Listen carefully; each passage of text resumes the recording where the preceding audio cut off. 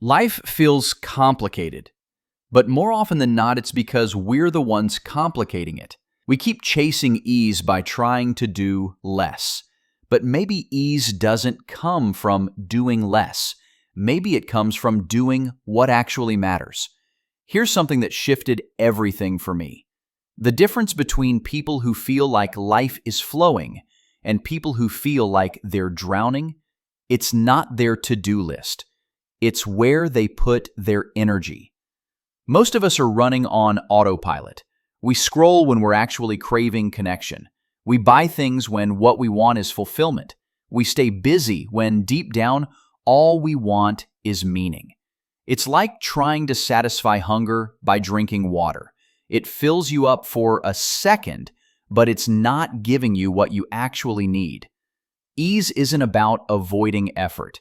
It's about pointing your effort in the right direction. And that starts with two questions. What am I giving my energy to? And is it even worth it? So if ease comes from doing what matters, the next question is, how do you actually start? That's where principle 1, micro-simplicity, comes in. Let's talk about overwhelm. Why do we make everything so damn complicated? Simple. Our brains are terrible at handling complexity. It's not because you're lazy, it's because you're human. When your mind sees a huge, messy task, it freezes. You stall, you scroll, you walk into the kitchen and forget why you're even there. That's not weakness, that's wiring. But here's where most people mess up. They try to solve the entire problem at once. Like trying to eat an entire pizza in one bite, you're just going to choke and regret it. What actually works? Micro-simplicity. Take the giant task and break it down until it looks almost stupidly small. Not clean the kitchen, but put dishes in the dishwasher, wipe the counter, sweep the floor. Suddenly, you're not staring at a mountain. You're just taking the next step. And here's the magic. Your brain loves checking things off. It releases dopamine with every tiny win, like a squirrel hoarding acorns of progress. The task doesn't change, but your experience of it does. You go from frozen to moving, from dreading it to doing it, one micro move at a time. Principle 2, protect your brain like a battery. You wake up with a full tank of mental energy. But by the time lunch hits, most of us are running on 5% and still trying to power through like nothing's wrong. Why? Because we're burning our best focus on stuff that doesn't matter. What to wear, what to eat, which email to answer first, that 7-minute scroll deciding which playlist to play while you get in the zone.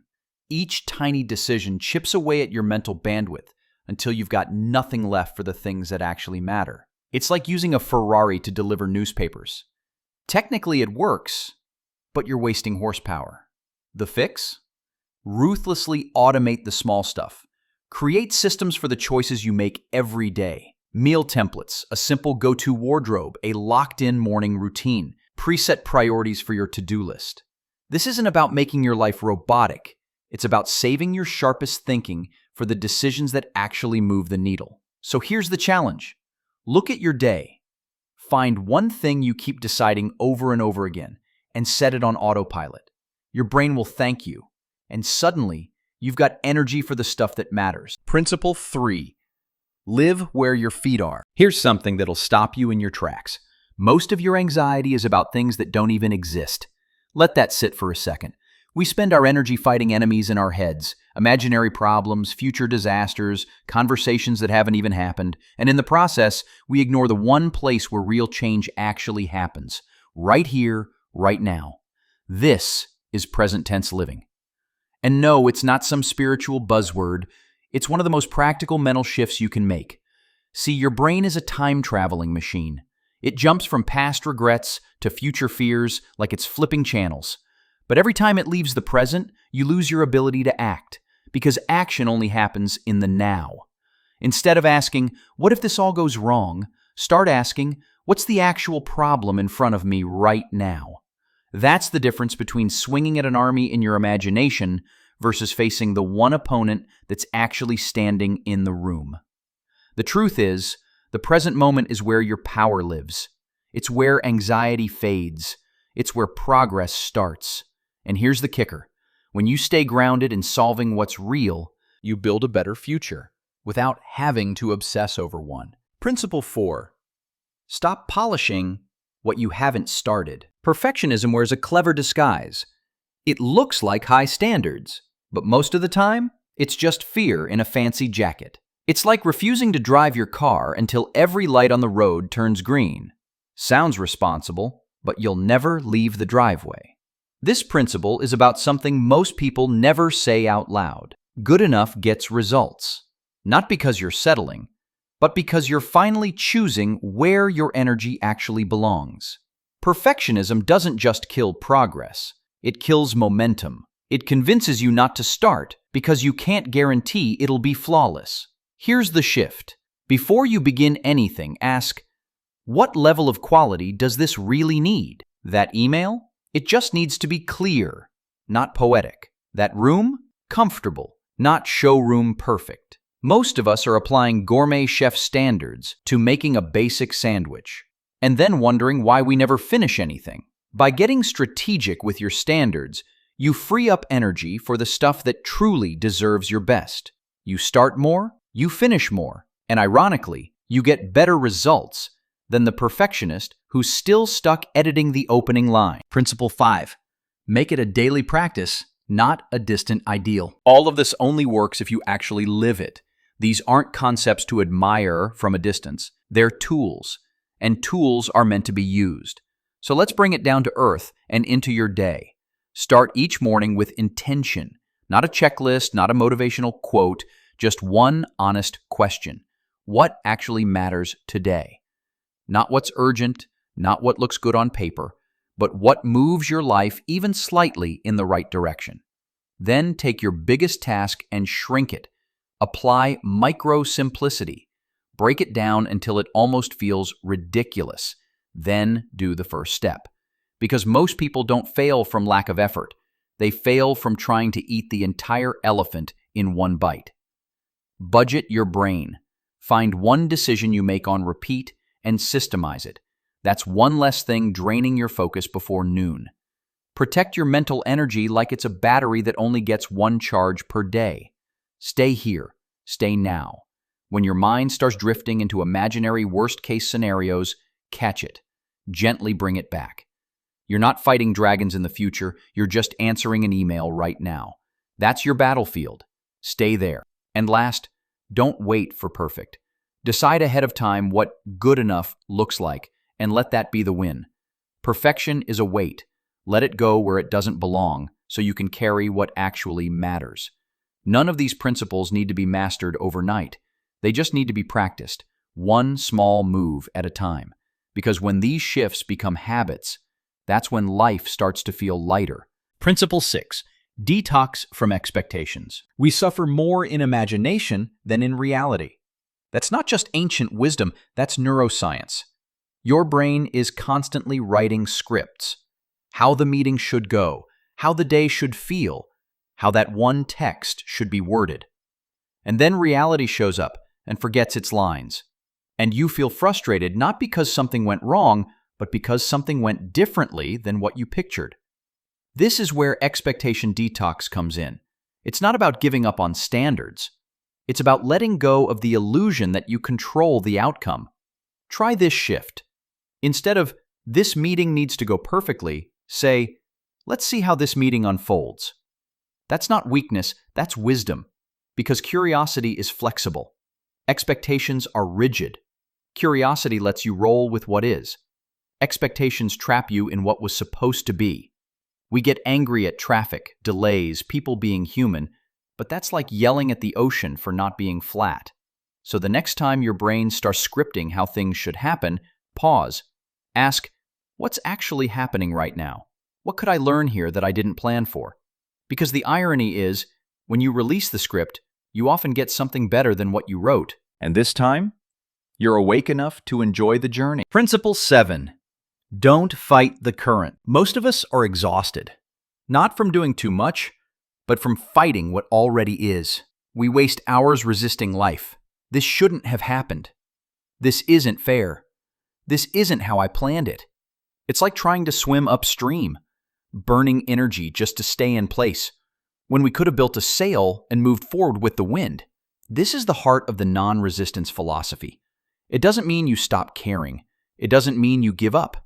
It just means you stop arguing with reality long enough to do something useful. Think about quicksand. The more you struggle, the faster you sink.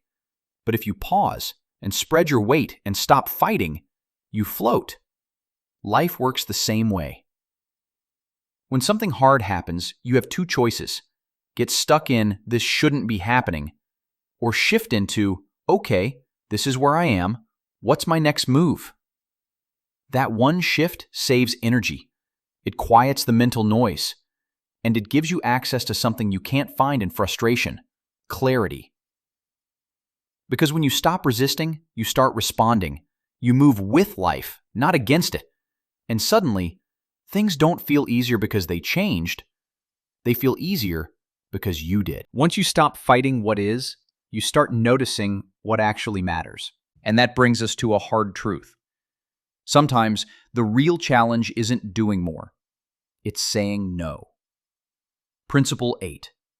Say no so your life can say yes. Here's a truth that stings a little. Most people aren't overwhelmed because they're doing the wrong things. They're overwhelmed because they're doing too many okay things. There's a quote floating around the self-help world. The difference between successful and very successful people say no to almost everything. That's not just a cute idea. That's a survival strategy for living a focused life. This is opportunity filtering. And the rule is simple. If it's not a hell yes, it's a no. Not maybe, not, well, I probably should, not, I feel bad saying no, just no. Because every time you say yes to something you feel lukewarm about, you're saying no to something that could have truly moved your life forward. The energy leak isn't your calendar. It's your people-pleasing. It's your fear of missing out. It's your habit of saying yes, just to avoid the discomfort of saying no. But here's the shift. You're not being selfish. You're being honest. You're protecting your time, your energy, your focus. And when you finally start saying no to good things, you create space to say yes to great ones. That's when life stops feeling busy and starts feeling intentional. Principle 9. Clear your mind by offloading it. Your brain is built to create ideas, not to store them like a junk drawer, but most of us walk around with our minds jammed full. Reminders, half-finished thoughts, to-dos, random memories, open tabs. No wonder we feel foggy. It's like carrying an overstuffed suitcase through life, hoping it doesn't burst open. This is where cognitive outsourcing comes in. Every little thing you try to remember adds cognitive load. It's like having 30 apps running in the background of your brain. Eventually, you crash. Or lag, or both. So here's the shift. Stop using your brain as storage. Start using it for strategy. Build a system you trust. Calendar apps for scheduling, task managers for responsibilities, notes apps or journals for ideas. The goal isn't to be rigid. It's to free up space for the stuff that actually matters. Because when your brain isn't holding everything, it finally has room to think clearly. You stop feeling scattered. You start feeling sharp. It's like walking into a clean, open space, and suddenly all the possibilities come into view. Principle 10. Train your courage like a muscle. Let's be real. The size of your life, it's directly tied to the size of discomfort you're willing to tolerate. But here's the twist most people miss. Discomfort isn't something you have to fear. It's a skill you can train.